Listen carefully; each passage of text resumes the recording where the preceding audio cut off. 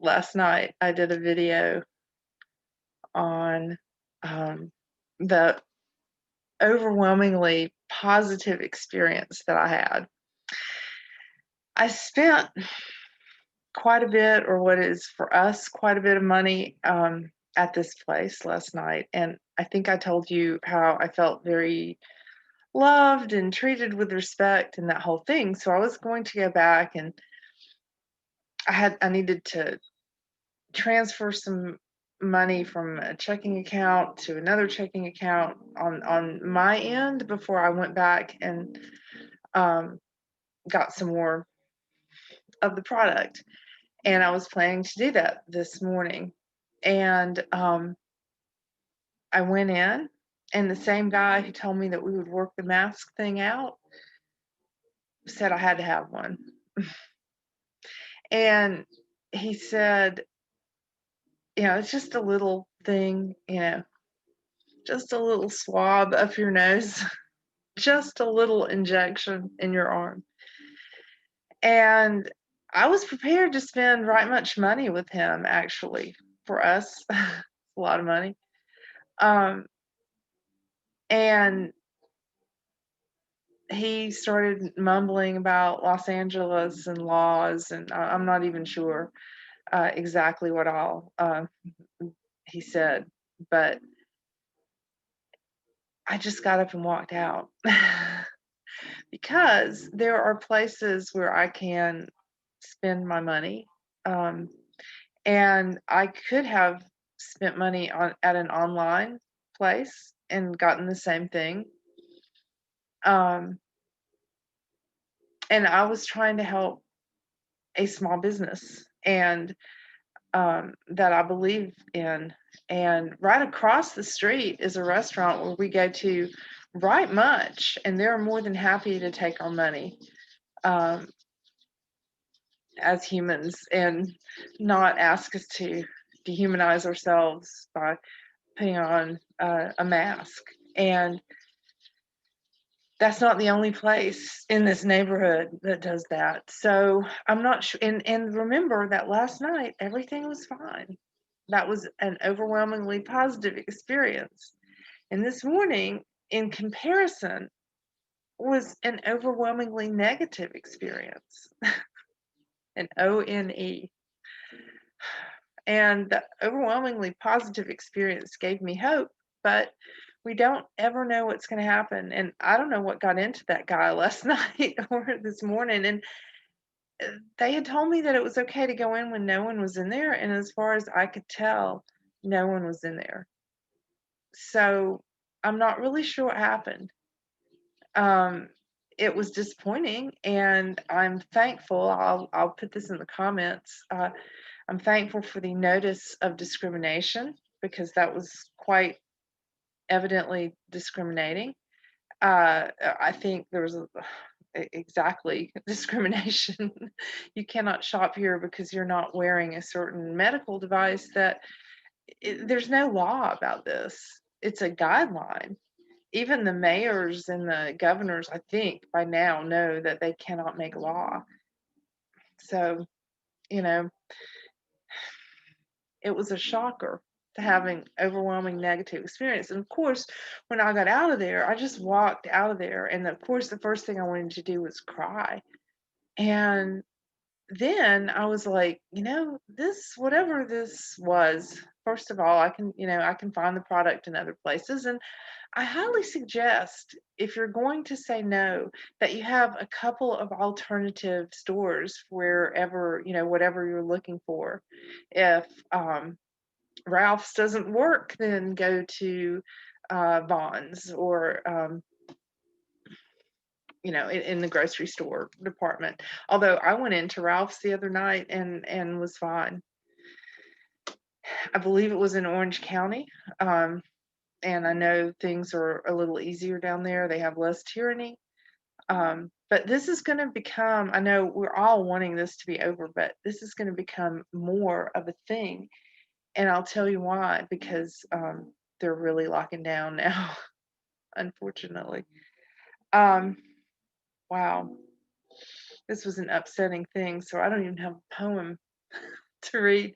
It was upsetting in a lot of ways because last night was so positive. But you know what? Maybe that's the energy coming in now. Maybe it's an energy of, extremes. And there was an extreme positive, in my view, positive, uplifting, humane, humanity oriented situation last night. Yes, Where's Dad? I'll be there shortly. Dad left his phone here. Okay, thank you. I'll be there shortly. Okay, I will be there shortly. I'm going to read a little of, I don't have a poem. So I'm going to read a little bit of Fahrenheit 451.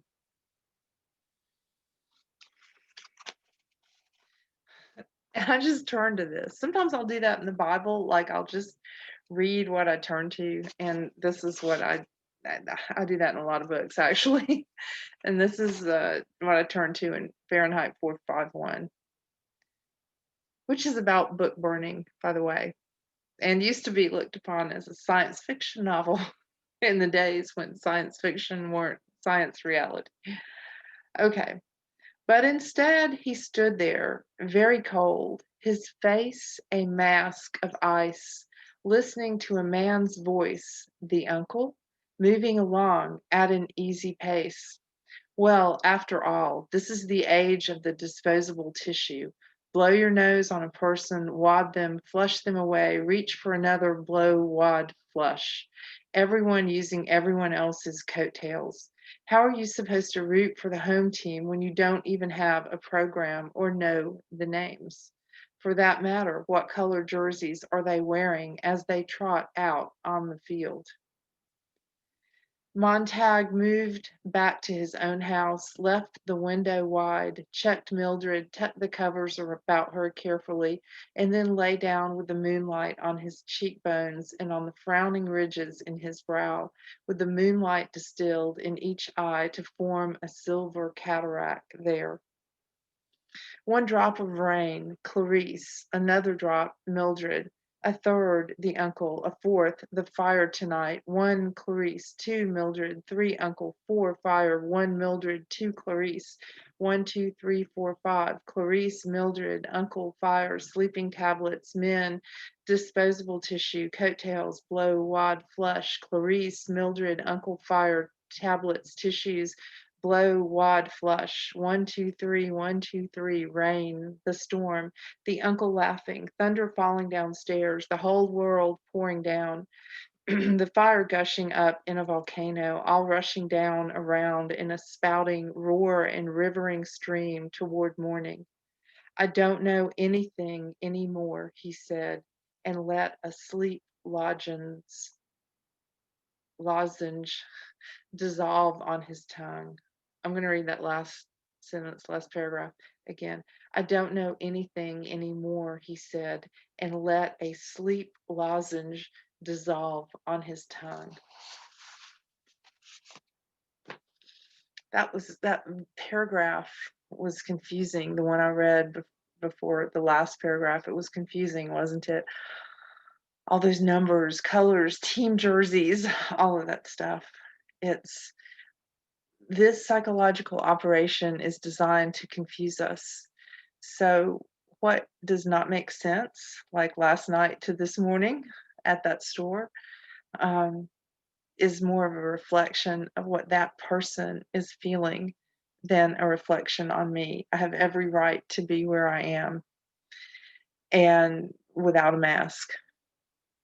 And if I am thankful that I can vote with my pocketbook and leave that store and go to another store. And I hope you're feeling confident to do that too. This lockdown, second wave, pandemic two, scamdemic two is really going to get hot and heavy. And you're going to hear about a lot of people who are dying with COVID, and you're going to hear about a lot of stuff that's happening. And I hope that you and I will stay strong and say no at every level of this tyranny. 451 Fahrenheit 451 by Ray Bradbury. I highly suggest it. I haven't read the whole thing, but just bits and pieces are good at this point. Oh, except that you can't really browse through a library anymore because, VIRUS. That's what we worship. If you don't believe it, go into a church. Most churches have people in masks and 6 feet apart these days. It's sad, but I'm thankful that you all are there. I'm thankful that you're listening. I know this is a difficult time for those of us who see through this, and um, we got to keep praying. Make sure we're praying and listening to God. I think there are a lot of distracting voices out there these days. Meditate, pray, take care of yourself, and love other people around you, even when, gosh, they can make you so mad sometimes. Okay, I hope you all have a wonderful day.